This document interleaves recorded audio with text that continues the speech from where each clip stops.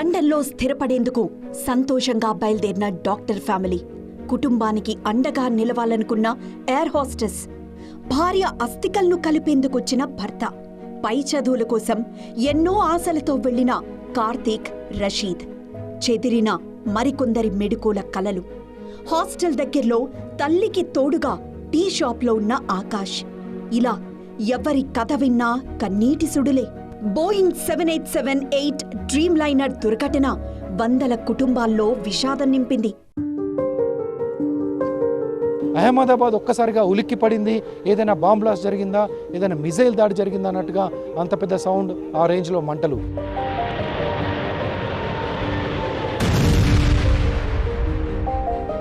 దీంట్లోనే ఇంకో కోణం ఉంది. ఇక్కడ చనిపోయినటువంటి ప్రయాణికుల్లో చాలామంది ఎలా చనిపోతున్నాం, ఎందుకు చనిపోతున్నాం అని తెలియకుండానే చనిపోయినటువంటి వాళ్ళు. చాలా దురదృష్టకరం. ఫ్లైట్లో ఉన్న వాళ్ళకి ఏదో జరుగుతుందని కొంత తెలుసు, కానీ కింద ఉన్నటువంటి వాళ్ళకి ఏం జరిగిందో తెలియకుండానే చనిపోయారు.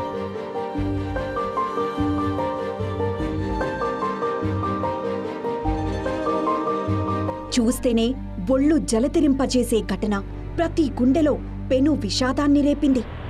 నింగిలో దూసుకువెళ్లాల్సిన విమానం నేలవాలిపోయి తీరని దుఃఖాన్ని మిగిల్చింది.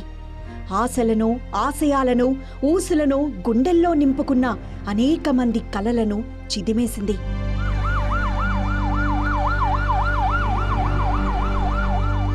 చావుకు బ్రతుక్కు మధ్య ఒకే ఒక క్షణం, అదృష్టానికి దురదృష్టానికి మధ్య కూడా ఒకే క్షణం ఉంటుంది.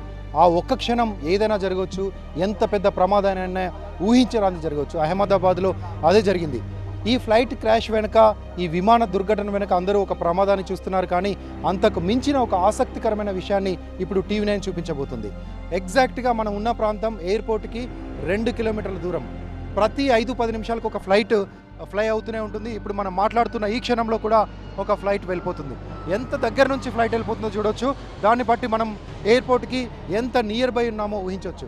సో మనం ఉన్న ప్రాంతానికి వెనకాలే ఎగ్జాక్ట్గా ఇక్కడ నుంచి ఆన్ ఎయిర్లో వెళ్తే కనుక 1 సెకండ్ డిస్టెన్స్లోనే ఫ్లైట్ కుప్పకూలిపోయింది. ఆ శకలాలు మనకు కనిపిస్తున్నాయి, ఆ టెయిల్ పార్ట్ మనకు కనిపిస్తూ ఉంటుంది. సో దానికంటే ముందు ఒక 1 సెకండ్ ముందు కనుక ఫ్లైట్ వెళ్ళిపోయి ఉంటే కొన్ని ఎకరాల భూమి అక్కడ ఖాళీగా ఉంది, ఎంటీగా ఉంది, చాలా చెట్లు, ఒక నర్సరీ ఉంది. అక్కడ కుప్పకూలిపోతే కనుక ఫ్లైట్లో జరిగేటువంటి ప్రమాదం కొంతమేరకి తగ్గేది, కొంతమంది బతికేవాళ్ళు. ఇక్కడ పడితే కనుక ఫ్లైట్లో ఉన్నటువంటి 242 మందితో పాటు ఇక్కడ ఇంకా కొంత వేల మంది చనిపోయేటువంటి అవకాశం ఉండేది. అది చాలా పెద్ద దుర్ఘటనకు దారితీసేది, చాలా పెద్ద ట్రాజడీ అయ్యేది వరల్డ్ వైడ్గా.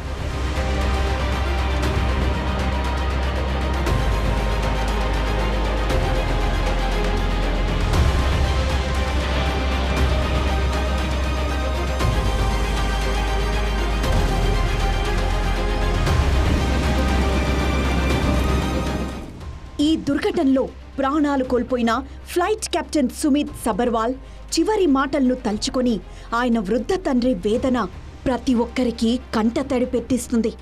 లండన్ బయలుదేరే ముందు తండ్రికి ఫోన్ చేసి పలకరించిన పైలట్ సుమిత్ దిగగానే మళ్లీ ఫోన్ చేస్తానన్నాడు. అంతే. ఆ తర్వాత కొడుకు తిరిగి రాని లోకాలకు వెళ్లాడన్న విషయం తెలిసి బోరున విలిపించారు. త్వరలోనే ఉద్యోగం మానేసి నిన్ను చూసుకుంటా అని తండ్రికి ఇచ్చిన మాటను నిలుపుకోలేకపోయాడు సుమిత్. 2 ఏళ్ల క్రితమే సుమిత్ తల్లి మరణించడంతో 80 ఏళ్ల తండ్రి బాగోల్ను అతడే చూసుకుంటున్నాడు. ఉద్యోగరీత్యా పలు ప్రాంతాలకు వెళ్లాల్సొస్తూ ఉండడంతో ఉద్యోగం మానేసి తండ్రి దగ్గరే ఉండాలనుకున్నాడు. అంతలోనే ఈ ఘోరం జరిగింది.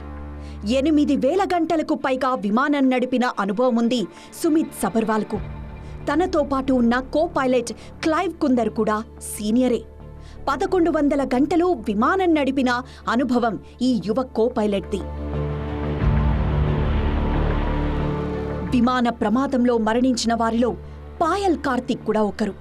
ఉన్నత చదువుల కోసం ఆమె విదేశాలకు బయలుదేరింది.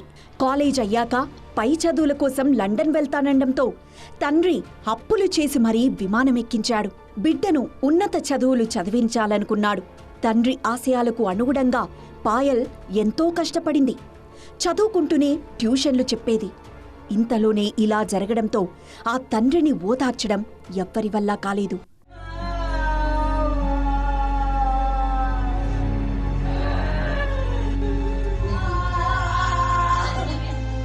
మృతుల్లో కేరళకు చెందిన రంజిత గోపకుమరన్ ఉన్నారు.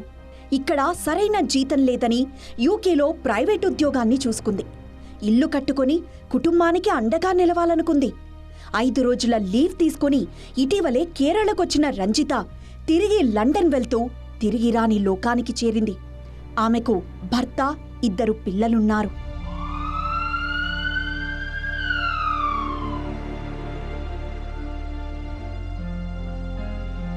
ఇక గుజరాత్కు చెందిన అర్జున్ మనుభాయ్ లండన్లో స్థిరపడ్డాడు. 2 పిల్లలతో సంతోషంగా ఉన్నారనుకున్న సమయంలో వారం క్రితం అతని భార్య చనిపోయింది. ఆమె చివరి కోరికగా తన అస్థికలను నర్మదా నదిలో కలిపేందుకొచ్చిన అర్జున్ భార్య కోరిక తీర్చిన ఆనందంలో ఫ్లైట్ ఎక్కాడు. అంతే, కొన్ని సెకండ్లలోనే అతని ప్రాణం గాల్లో కలిసిపోయింది. తల్లిదండ్రుల మృతితో 4, 8 ఏళ్ల వయసున్న పిల్లలిద్దరూ అనాథలయ్యారు. ఉన్నత చదువుల కోసం లండన్ వెళ్తూ ప్రాణాలు కోల్పోయిన రషీద్ పటేల్ అనే విద్యార్థిని గాథ కూడా తీవ్రంగా కలిచివేస్తోంది. 25 ఏళ్ల పటేల్ ఉన్నత చదువులు చదువుకొని తిరిగొచ్చి తల్లిదండ్రులు, కుటుంబానికి తోడుగా ఉండాలనుకుంది. కాని ఆమె విధిరాతను దేవుడు మరోలా రాశాడు.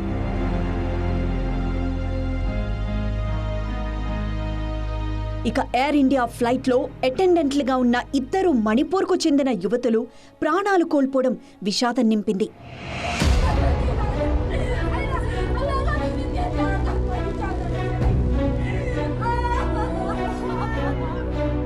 సరళాబెన్తో పాటు ఆమె మేనకోడలు విమాన ప్రమాదానికి గురయ్యారు.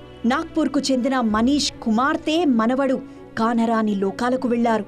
విమానం కూలిన ప్రదేశంలో టీ కొట్టు పెట్టుకుని జీవిస్తున్న తల్లి, కొడుకు మంటల్లో చిక్కుకున్నారు. 15 ఏళ్ల ఆకాష్ స్పాట్లోనే చనిపోగా అతని తల్లి ఐసీయూలో ప్రాణాలతో కొట్టుమిట్టాడుతోంది.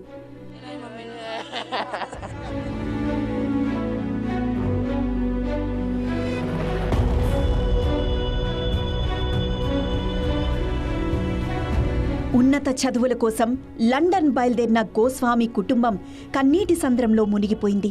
ఒక్కగానొక్క కొడుకును కోల్పోవడంతో ఆ ఇంట్లో వాళ్లను ఓదార్చడం ఎవ్వరి వల్లా కావడం లేదు.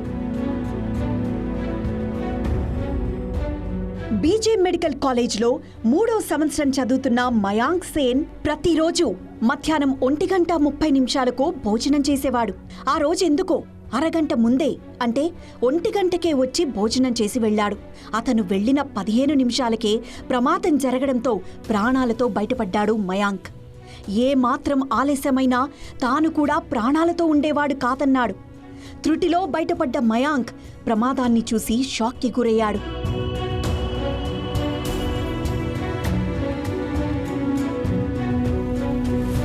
పెళ్ళయి వారం తిరక్కముందే ఓ ఇంట్లో తీరని విషాదం నెలకొంది. లండన్లో పనిచేస్తున్న భవిక్ మహేశ్వరి ఈ నెల 10వ తేదీన వివాహం చేసుకుని తిరుగు పయనమయ్యాడు. పెళ్లి కుమార్తెను కొన్ని రోజుల తర్వాత పంపేందుకు నిర్ణయించుకున్నారు. అతనికి వీడ్కోలు పలికి ఇంటికి చేరేలోపే పిడుగులాంటి దుర్వార్తను వినాల్సి రావడంతో భవిక్ ఇంట్లో విషాద ఛాయలు అలుముకున్నాయి. బ్రిటన్లో కుమారుడి గృహప్రవేశానికి ఎంతో సంబరంగా బయలుదేరిన దంపతులు పినాకిన్ షా, రూపాబెన్ ఆనందం ఎంతోసేపు నిలవలేదు. కొడుకును కలుద్దామన్న మహాదేవ్, ఆశా దంపతులు దుర్మరణం పాలయ్యారు. తల్లిని చూడ్డానికొచ్చిన జావేద్ అలీ దంపతులు పిల్లలతో సహా తిరుగు ప్రయాణంలో మృత్యువొడికి చేరుకున్నారు.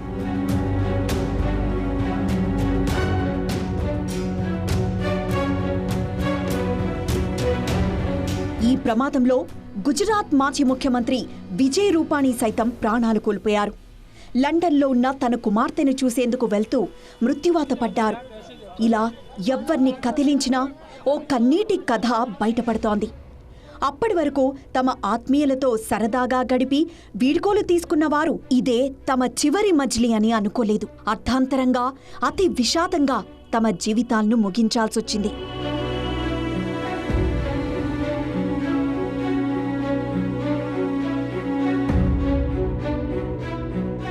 ఒక్కసారిగా మంటలు వచ్చాయి, కానీ ఎక్కడి నుంచి వచ్చాయి, ఏం ముప్పెన పైనుంచి మీద పడింది అనేది వాళ్ళు ఎవరికీ కూడా తెలియదు. కొంతమంది ఫ్లైట్లో ఉన్న వాళ్ళకి కూడా అసలు ఏం జరుగుతుందో తెలియదు, లోపే వాళ్ళంతా కూడా చనిపోయారు.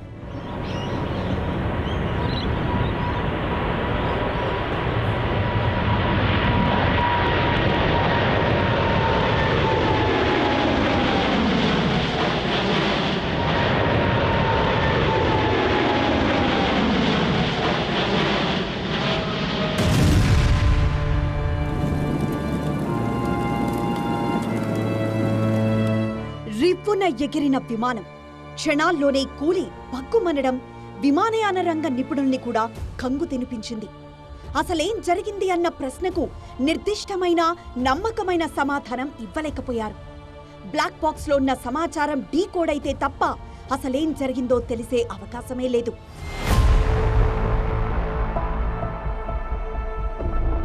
విధ్వంసం తీరు చూస్తే ఉలిక్కి పడాల్సిందే. ఫుల్ ఫ్యూయల్తో పైకి లేచిన విమానం 30 సెకండ్లలోనే కిందకు పడిపోయింది. మేడే కాల్కు ట్రాఫిక్ కంట్రోల్ సిబ్బంది స్పందించే లోపే కుప్పకూలిపోయింది. వైద్య విద్యార్థులుండే హాస్టల్ భవనంపై పడి వందలాది మంది ప్రాణాలను పొట్టనబెట్టుకుంది. వెనకాల కనిపిస్తున్నటువంటి మెడికల్ కాలేజ్ హాస్టల్లో విద్యార్థులంతా అక్కడటువంటి మెస్లో భోజనానికి కూర్చున్నారు. వాళ్ళ ఫ్యామిలీస్ అంతా బయట ఉన్నారు. కొంతమంది పిల్లలు బయట ఆడుకుంటున్నారు. ఏం జరిగిందో తెలియదు. ఒక్కసారిగా ఉప్పెన ఆ బిల్డింగ్ మీద పడింది.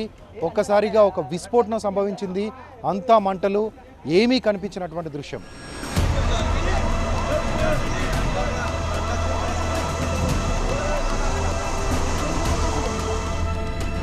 అందులో ఉన్న 1.25 లక్షల లీటర్ల ఫ్యూయల్ ధాటికి విమానంతో పాటు పరిసరాలన్నీ మాడి మసైపోయాయి. విమానంలో ఉన్న ప్రయాణికులంతా మాంసపు ముద్దలా మారారు. DNA పరీక్ష చేస్తే తప్ప మృతులు ఎవరో గుర్తుపట్టలేనంతగా వినాశనం జరిగింది.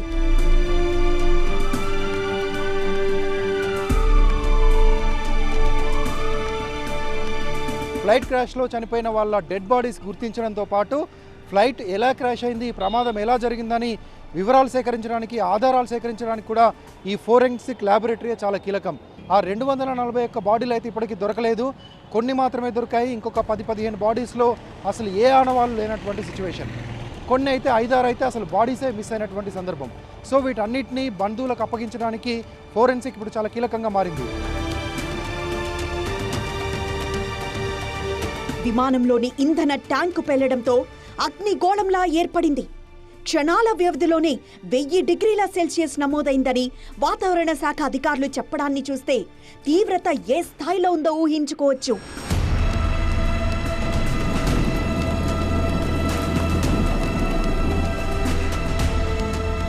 ఆ వేడి తీవ్రతకు మనుషులెవ్వరూ మిగిలే ఆస్కారమే లేదని అర్థమైంది. ప్రయాణికులే కాదు, పక్షులు, శునకాలు కాలి బూడిదయ్యాయి. ఘటనా స్థలంలో ఎటు చూసినా భయానక దృశ్యాలే కనిపించాయి. కాలిపోయిన శరీర భాగాలే మిగిలాయి.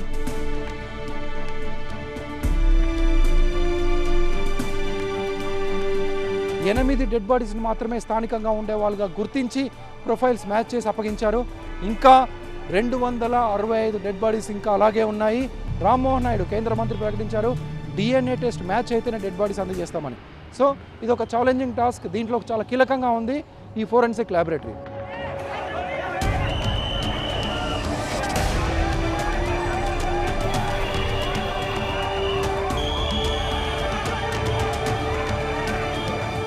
అహ్మదాబాద్లోని సర్దార్ వల్లభాయ్ విమానాశ్రయం సమీపంలో జరిగిన ఈ దుర్ఘటన తీరని విషాదాన్ని నింపింది. ప్రమాద తీవ్రతకు ఉలిక్కిపడ్డ స్థానికులు ఏం జరిగిందో తెలియక కాసేపు షాక్కి గురయ్యారు. ఇక్కడ మనం ఉన్నటువంటి ఇల్లు కూడా ఫ్లైట్ క్రాష్ అయిన దానికి కేవలం ఒక 100 మీటర్స్ దూరంలో ఉంది. ఇల్లు తెలుగు వాళ్ళది. ఏం పేరు మీ పేరు? గీత. ఏం చూసారు ఆ రోజు ఈ ఇల్లు మీదేనా? మా ఇల్లుకి కిందనే ఉన్నది. అయితే మేము అన్నం తిని పండుకున్నాం. పండుకుంటే పెద్ద ఆవాజ్ వచ్చింది. ఆవాజ్ అయితే దళంతే ఏమైంది వెనుకలు నేను తలుపు తీస్తే అంత పిల్లలు అందరు చెప్తుండ్రు ఇదైతే ప్లేన్ క్రాష్ అయింది. అట్లా పెద్ద అగ్గి తగిలింది. బగ్గా అగ్గి తగిలితే మేము మాకు భయం అయింది. ముందవైంది, వెనకకత్తే మేము అందరు చచ్చిపోతుంది. తరువాత తేరుకొని ఘటనా స్థలంలో అధికారులకు తోడుగా సహాయ కార్యక్రమాల్లో చురుగ్గా పాల్గొన్నారు. వందలాదిగా యువకులు తరలి వచ్చారు. కొంతమంది అయితే పరిగెత్తుకొని అక్కడికి వెళ్ళారు.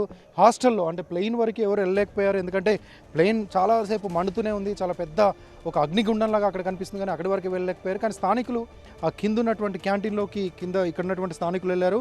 అక్కడ ఉన్న చాలామందిని ప్రొటెక్ట్ చేయడానికి ప్రయత్నించారు. ఆర్మీ సహాయంతో లేకపోతే ఇక్కడికి వచ్చినటువంటి పోలీసుల సహాయంతో కొంతమందిని బయటికి తీసుకొచ్చేటువంటి ప్రయత్నం చేశారు. కొంతమందిని కాపాడనే చెప్పొచ్చు. కానీ ఇంకా వాళ్ళ ఒక భయం అయితే వెంటాడుతుంది. ఇక్కడ నుంచి కొద్ది దూరంలోనే ఎయిర్పోర్ట్ ఉంది. ఇలాంటి ప్రమాదాలు జరిగితే మా పరిస్థితి ఏంటి అని భయపడుతున్నారు.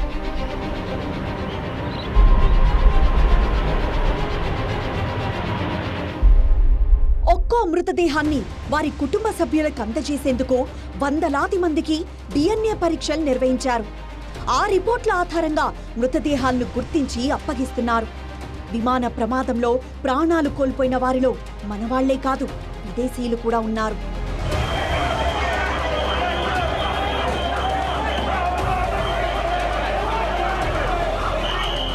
విమానాలు ఎంతవరకు safe?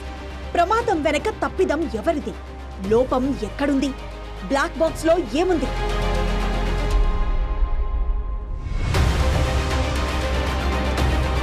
Air India Boeing 787 dream liner విమానాలు ఎంతవరకు సురక్షితమంటే నిపుణులందరూ చెబుతున్న మాట ఒక్కటి, అది అన్ని విధాలుగా సురక్షితమే అని. మరి లోపం ఎక్కడుంది? సమస్యకు కారణం ఏంటి అన్నది మాత్రం తేలాల్సిన విషయం. ఒకటేమో హ్యూమన్ ఎర్రర్, ఇది కో పైలట్ ల్యాండింగ్ ఎయిర్ పైకి తీసుకునే బజాయ్ ఫ్లాప్స్ పైకి తీసుకున్నాడు, అదొక పాసిబిలిటీ. ఇంకొక పాసిబిలిటీ ఏంటంటే 2 ఇంజన్స్ ఫెయిల్ అయినాయి, ఫ్యూయల్ సప్లై లేకుండా ఫెయిల్ అయింది. ఆ ఫ్యూయల్ ఎందుకు సప్లై కాలేదంటే maybe fuel contamination or the fuel pumps failed or FADEC has failed. దానికి ఎట్లా ఫ్యూయల్ సప్లై చేస్తుందో ఆ ఎక్విప్మెంటే ఫెయిల్ అయింది అనుకోండి, అటువంటి పరిస్థితి లోపల 2 ఇంజన్లు ఫెయిల్ అవుతాయి. 2 ఇంజన్లు ఫెయిల్ అయ్యాక pilot can do nothing, is beyond his control, therefore aircraft goes and crashes. ఇప్పటికే డ్రీమ్ లైనర్ విమానానికి సంబంధించి అమెరికాలో ఇంజన్ల విమానాలు తయారు చేసే GE ఏరోస్పేస్ తో పాటు లండన్ కు చెందిన సంస్థ కూడా దర్యాప్తు చేస్తోంది. విదేశీ నిపుణులతో మన DGCA అధికారులు కూడా విచారణ జరుపుతున్నారు. బోయింగ్ విమానాల్లో వాడే GE-NX రకం ఇంజిన్లతో పాటు వాటి పారామీటర్లు, ఇతర వ్యవస్థల పనితీరును క్షుణ్ణంగా పరిశీలించే అవకాశాలున్నాయి.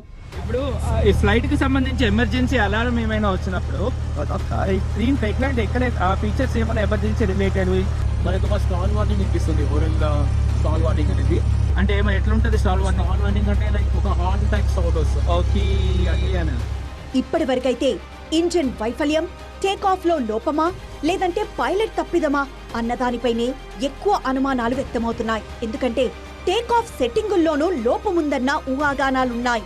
సురక్షితమైన ఎత్తుకు చేరే వరకు 2 ఫ్లాప్లు విచ్చుకునే ఉండాలి, అప్పుడే దానికవసరమైన శక్తి లభిస్తుంది. కానీ అవి ఖచ్చితంగా పనిచేశాయా లేదా అన్నది కూడా అనుమానంగానే ఉంది. ఇది ఫ్లాప్స్ గా ఫ్లాప్స్ అంటే రెక్కల ఫ్లాప్స్ వస్తే మనం ఫ్లాప్ 0 ఉంది, ఇది 10 లో పెట్టాను, ఫ్లాప్స్ కిందకి వస్తుంది. చూడొచ్చు ఒకసారి. ఆ రెక్కలు ఒకసారి గమనిస్తే కెమెరా మ్యాన్ చూపిస్తారు, పైకి ఎగరేటప్పుడు రెక్కలు కిందికి ఉండాలా? ఫ్లాప్ 10 దానికి 10 ఉంటారు. రాకి అక్కడ బేసిక్ గా కామన్ మ్యాన్ అర్థం కావాలంటే రెక్కలు కిందికి ఉండాలి ఎగిరేటప్పుడు. బోయింగ్ ఇంజిన్లు శక్తివంతమైనవి అయినప్పటికీ టేకాఫ్ కు నిర్దిష్టమైన థ్రస్ట్ సెట్టింగ్లు అవసరమవుతాయి. ప్రమాద సమయంలో 43 డిగ్రీల ఎండ ఉన్న కారణంగా ఇంజిన్ సామర్థ్యం తగ్గిందన్న వాదన వినబడుతోంది. ఇలా అన్ని కోణాల్లో దర్యాప్తు జరిగితే తప్ప ప్రమాదానికి అసలు కారణమేంటో తెలిసే అవకాశం లేదు. అంతేకాదు, ప్రమాదానికి సంబంధించి అసలు ఏం జరిగిందన్నది తెలియాలంటే బ్లాక్ బాక్స్ లో ఉన్న సమాచారం డీకోడ్ కావాలి. అప్పుడే ఖచ్చితమైన సమాచారం తెలుస్తుంది. అందుకే బ్లాక్ బాక్స్ కీలకంగా మారింది. 2 భాగాలుగా ఉండే ఈ బ్లాక్ బాక్స్ లో digital flight data recorder, cockpit voice recorder, DFTR విమాన వ్యవస్థ వాయు సంబంధ సమాచారాన్ని రికార్డ్ చేస్తుంది. ఇది విమానంలో కీలక పరికరాలైన ఫ్లాప్లు, ఎలివేటర్, రడ్డర్ల స్థితిగతులను చూపెడుతుంది. అంతేకాదు, విమానం ఎంత ఎత్తులో ఉంది, గాలి వేగం ఎంత, ఇంజిన్ పనితీరు ఎలా ఉంది అన్న సమాచారాన్ని తెలుపుతుంది. పేరుకు బ్లాక్ బాక్స్ అయినా ఆరెంజ్ కలర్లో ఉండే ఈ పరికరం ప్రమాద సమయాల్లో కీలకంగా మారుతుంది.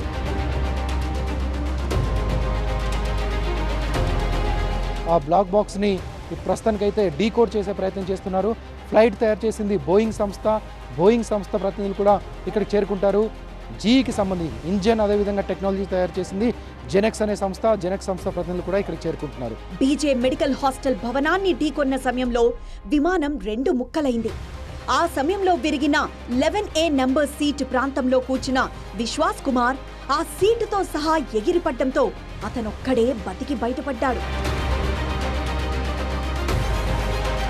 అంతు చిక్కని ప్రమాదంగా మారిన ఎయిర్ ఇండియా బోయింగ్ విమానం ప్రమాదం తాలూకు విషయాలు తెలియాలంటే అన్ని కోణాల్లో దర్యాప్తు జరగాలి, లోతుగా విశ్లేషించాలి, సాంకేతిక అంశాలను పరిగణలోకి తీసుకోవాలి. 360 డిగ్రీస్లో దర్యాప్తు చేసినప్పుడే ప్రమాదం మిస్టరీని ఛేదించే అవకాశం ఉంటుంది.